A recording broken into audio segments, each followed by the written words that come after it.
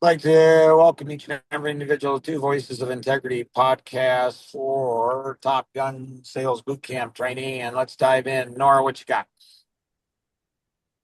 At 35% for last week. And what were your points? I think it was 693. Good for you. Okay, good. Excellent. Um, that's down from you were running 900s, right? The previous 2 weeks. Um, I think it might have been 900 last week and then like around 800 the week before. Gotcha. Okay. So you've somewhat stabilized. You've cracked the 600 mark, plus for 3 weeks in a row. Questions or thoughts on any of that? Um, Not sure. Like there's a couple sales that just don't seem to close, which is a little frustrating. So I'm not sure like what's the best steps on those, or do some obviously some sales take longer than others, but So it's a lot of times it's leverage. And so what you're leveraging is every piece, every ounce, every piece of data that you have, the information. So in your examination, in box four, asking key questions, um, it's taking that information. So what's often harder than a no is maybe a yes, but not now. All of those type of things. So like with Tom Coons, he said, his one of his top salespeople said, when I hear a no, I just tell the prospect, what I'm here. I think what you're saying is no, but what I hear is not no. I hear KNOW. And if you knew what I knew, you'd be saying yes. Just straight up rips the band-aid off and just says this is what it is. And so, if you feel this is where caring is really powerful. Like if you if you can see into the future and you can see like I can change your life forever. I mean, this is the difference. I don't know, maybe a little dramatic, life and death. Maybe it's not that, but it's the difference between their business massively succeeding, not succeeding, or I'm going to save them 5, 10, 20, 30 years of their life.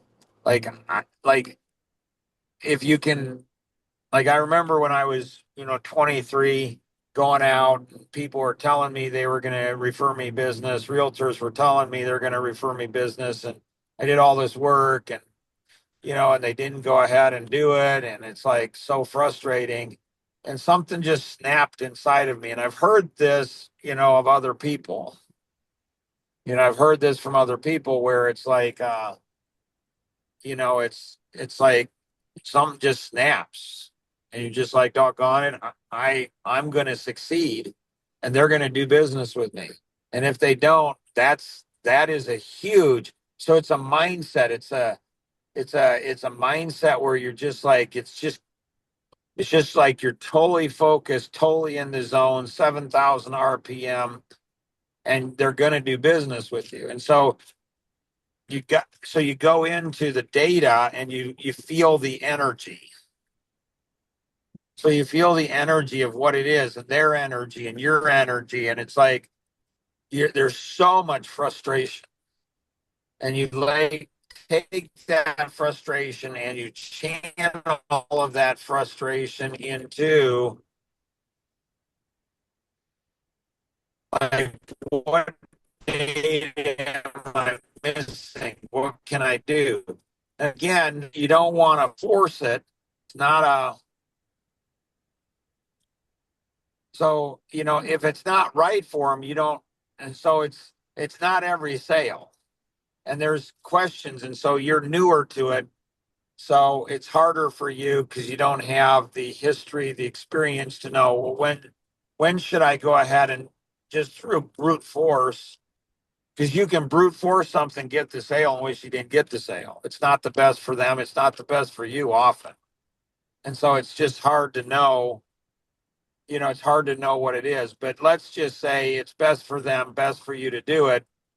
It's the data. It's leveraging the data. It's taking a look at the data. It's taking, are there other people involved in it? Is there a spouse? Is there a business partner? Like what's the log jam? What's happening that's not making it happen. And so you get massive amount of frustration. You channel that frustration into data, leveraging the data, moving it. What are you missing? It's one of the most frustrating things you can have in business. And so you work harder, you care more, and you increase your expectation of self, systems, and others. But if you don't care, the caring is what the caring is what brings it to, I think, to fruition, where you just massively care. Does that help or not so much? Yeah. Anything else you got? No. Kenny, what you got? Um, was trying to decide come up with my list or my schedule for this week, and I didn't know how to. Usually, in my prioritization of people and jobs, it's first come first serve. Basically, if they've been waiting the longest, then I work on those first. But is there another determining factor that should be used in prioritization? And should is kind of a judgment word, and so I like could Could. and yes, there are other factors, and so you have multiple factors. It's it's the size of the job. You've got you've got to consider the company. You've got to consider your employees. You're looking at all of those different things. Um, so in my finance degree, one of the most significant things that was really cool to me is, there was like you had five investments and they all made money. So which ones would you invest into?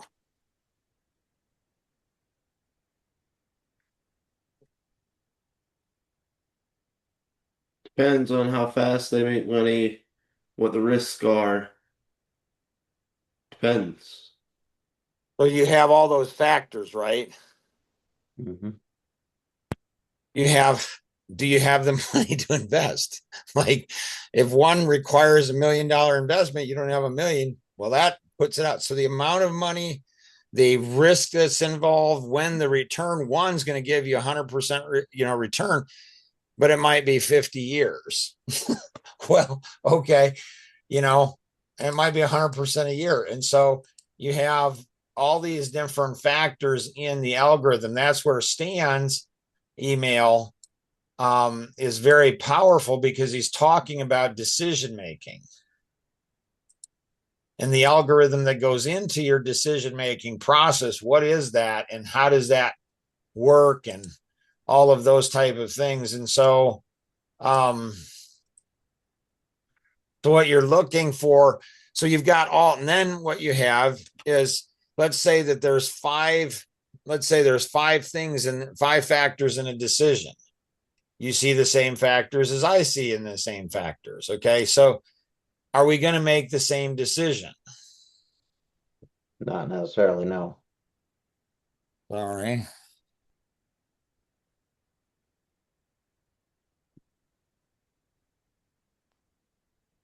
And why not? Um, Personality is a lot. is a big one, and then also the difference in age, life experience, probably the biggest ones. Recording in progress. So, sorry, switching over from.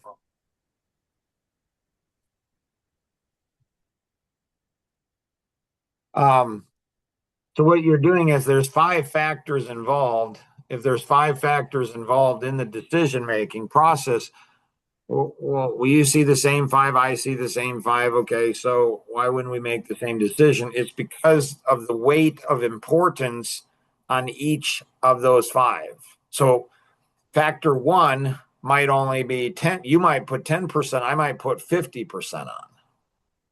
It's a percentage of weighting on that particular item. How much do we value it?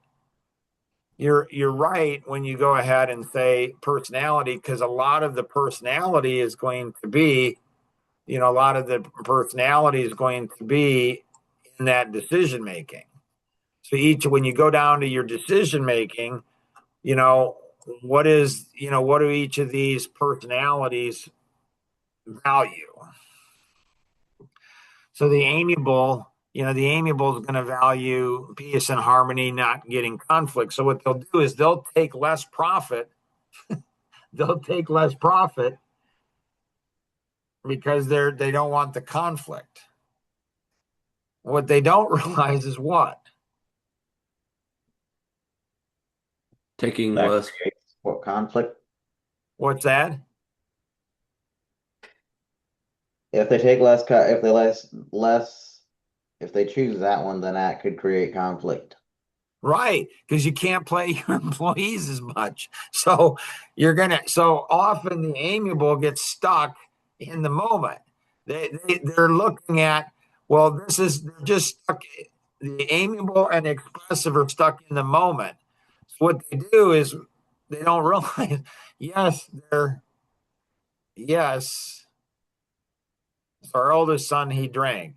I don't promote that at all. But he said, alcohol steals tomorrow's joy. So you get tomorrow's joy today, which is pretty interesting. But that's the amiable and the expressive. What they do is it's in the moment. So they're stealing tomorrow's joy, tomorrow's benefit, because they're focused on right now in the moment. And so then they wonder why are people not happy? Because you didn't make the hard decisions.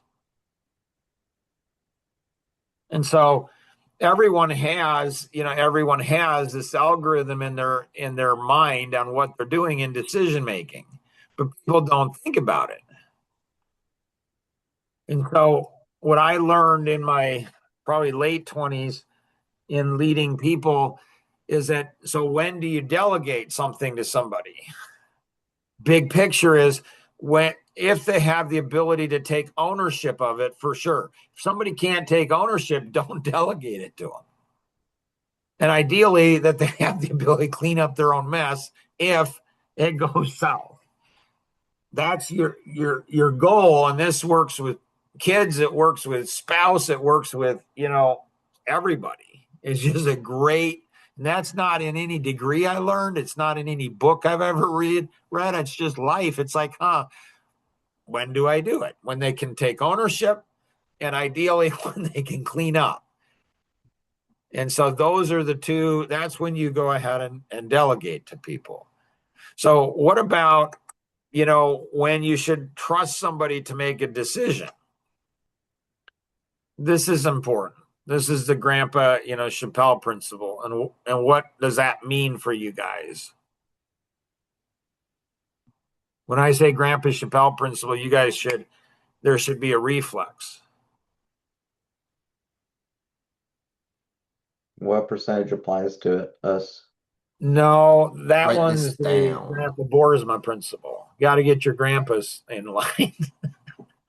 So, Grandpa Chappelle is with Tom Kuntz, and that is write it down, because it won't mean a lot to you now, but it will in the future. And so I'm getting inside each of your heads now. I'm like, how is Kenny gonna receive this? And how is Luke gonna receive this? And how is Nora gonna receive this? Like, so write it down because it won't mean as much to you now or much to you now. So what you do is when you're, should you trust somebody? So what you do is you ask them for all the factors. And if somebody, let's say there's 7 factors in a decision making. Let's say that they come up with 4 of those factors, but there's 3 that have not been considered. Like there's 7 factors, they came up with 4. Can they still make the best decision with only 4 factors? No. Actually, they can, because those 4 are 99% or maybe 100%. The other 3, they're factors, but they're not. So they can actually make the right decision with only 4 factors this time. Now, they have less of a probability that they're going to make the best decision, but even a blind squirrel finds a nut. So did you guys all read, Stan's and my dialogue back and forth on that on Rosanna's post? Not all of it, but some. So you want to kill stuff. You don't want to leave stuff because 99% of your benefit comes from the last 1% of completion. So if you're doing stuff partially, you're not getting the full benefit out of it. And so when he's talking about decision bias, like that's huge. Again, did not learn it in my 3 business degrees. Did not go ahead and learn it from any book that I've read, although there is a book out there about biases. There's like 570 different types of biases or something like that. It's fascinating. So decision-making bias is when we make a decision, we go ahead and look for it to go ahead and be right. So we say, so we look for it, and there's actually something in the Bible, I think it's in Ecclesiastes, but it might be Proverbs. Like we say, that's not a good buy, that's not a good buy, that's not a good buy. And as soon as we buy it, then we look for all of the reasons it's a good buy. We want to feel that we're making a good decision. It's the most fascinating thing. You don't know what to do. At least I don't know what to do. But I'm only 62, so I've got a lot of life to figure this out. But when somebody goes ahead and says, like the little girl, when I was 9 years old and she was 5 years old, and we went fishing, and she said she wanted to fish here, and she trumped me with her dad. It's like, how do you listen to her? I'm a boy. She's only 5. I'm 9. I know where to fish. She doesn't know where to fish. She saw somebody catch a fish there, so that's where she wanted to fish. And it's just very frustrating to me, even after all these years. So she catches a little fish, and she's like, "Oh, see, I was right." Okay. And so it's fascinating. Like, people want to be right more than they want to do great things. They want to be. Their ego is, so what they'll do is they'll make a decision, and then they'll say, "See, I was right." And it's like, I just kind of get a smirk on my face and say, "Okay." See, they're not thinking. They're not thinking, well, could have it been a better decision if I had done this? They don't think that way. They just want to be right. And it's like, you can't really talk to them. You just kind of smile and say, "Okay. Just let them be." Just let them be. And what they'll do is they're making maybe a good decision, but not the best decision. And they'll either get locked or they get stuck. And so it's complicated, Kenny, and the analytic hates it because there's not a right answer. You don't know. Like, you don't know. We don't know. Like, people say, "See, I did it my way, Mark, and it worked." It's like, okay. They want to. So a lot of times I just let them think that. Like, okay, It's just not worth, it's just not worth fighting. It's just like, okay, they'll learn or they won't. They'll learn or they won't.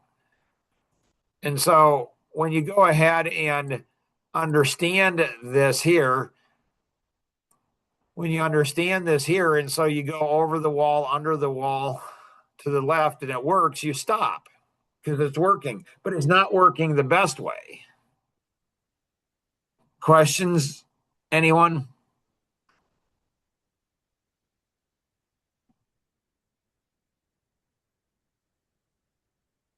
So here's a question you're all asking. Like, holy cow, Mark, that's crazy. Like, I don't even know how to think through that, right? Like, you've spent some time thinking about this decision making. I have. So how do you print? I've had two people recently in my life, and they both made decisions, and they both want to think it's the right decision. And I just like, okay.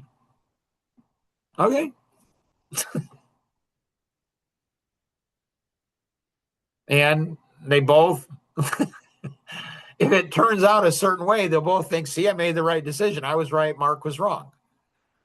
And when somebody does that, what do you know?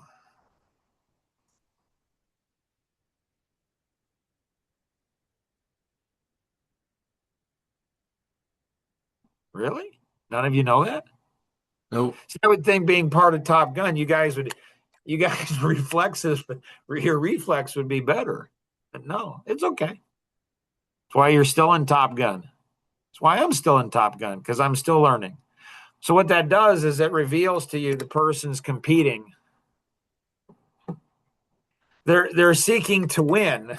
They're not seeking to go ahead and come up with the truth. They're not pursuing truth. They're pursuing ego. They're pursuing, they're desperate. They're drowning. They don't have confidence. They lack it. And a lot of times I just smile and go, okay, it's fine.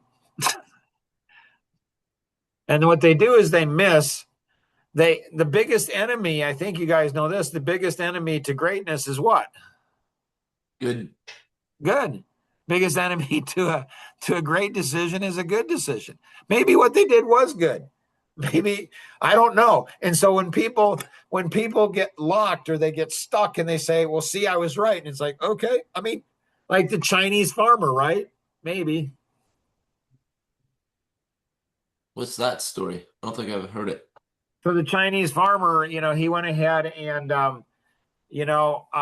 one of his horses ran away. You could say the Amish, we could use the Amish. We'll use Chinese. So the Chinese horse ran away and his neighbors came and said, well, that's really bad. He said, maybe. Next day, the horse that ran away came back with three, other horses. And the neighbors came over and said, that's really good. He said, maybe. Then the next day, his son was riding one of the horses, trying to break him and fell off and broke his leg. And the neighbors came over and said, wow, that's really bad. He said, maybe. Next day, there was a military and they came to, get the conscripts to go out and take him to war, but they couldn't take him to war because it broke his leg, his son. And they said, well, that's really good. He said, maybe. So we think in black and whites. We think, well, this is really good. Maybe. We think this is really bad. Maybe. Like it's interesting, like Nancy Verts. Like it'd be interesting to see if Kenny and Luke cared about, Alan and Nancy much. Be interesting to see Nancy would, find Nora fascinating, and Nora would find Nancy fascinating. So, I mean, Jonathan died, a pretty violent death, very violent death on Wednesday.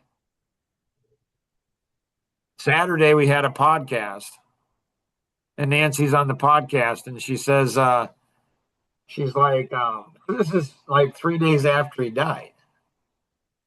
I think you all know. I don't know if the ones listening will know, but anyways, won't go into that story. But it was brutal. I mean, brutal. So 3 days after his death, we're on a podcast on Saturday, and she said, "Mark," and I said, "Yeah," and she says, "Oh, never mind." And I said, "No, it's okay, Nancy." She's like, "No, I'm not really comfortable." So she wanted to share something. Like she wanted to share something, and I pushed her to share it, and she did eventually. She says, "What I was going to say, but I don't know. It seems maybe harsh or whatever too soon. I don't know." And I said, "No, it's okay. Go ahead and share." She says, "Have you ever thought that it's the greatest gift that Jonathan gave you?" I said, "I have." See how this is why, this is why Tom Kuntz went ahead after Jonathan died. Tom goes ahead and says, it's just Ken Bucci said, "Mark, people shouldn't be, giving you sympathy. People should go ahead and be saying, how do you think? Like, how can you think the way you do?" Well, it's because before I get into those situations, Nora knows this about flying. You don't prepare, you don't prepare for a wind gust. You don't prepare for this or that. When it happens, like I'll be there. No, you seek to prepare because when you get into situation, same thing is true in sales. So in decision making, there's so much in it. and, you know, and so both of these individuals, my heart goes out to them. Why is that, Mark? Because they had an opportunity to learn and they just didn't. They didn't they didn't see stuff, and it's fine. It's okay. Like, you know, I just hurt for them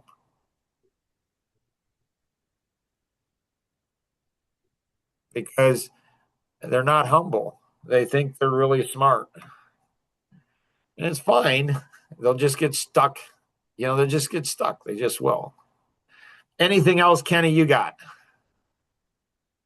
No, I not. Luke, what you got?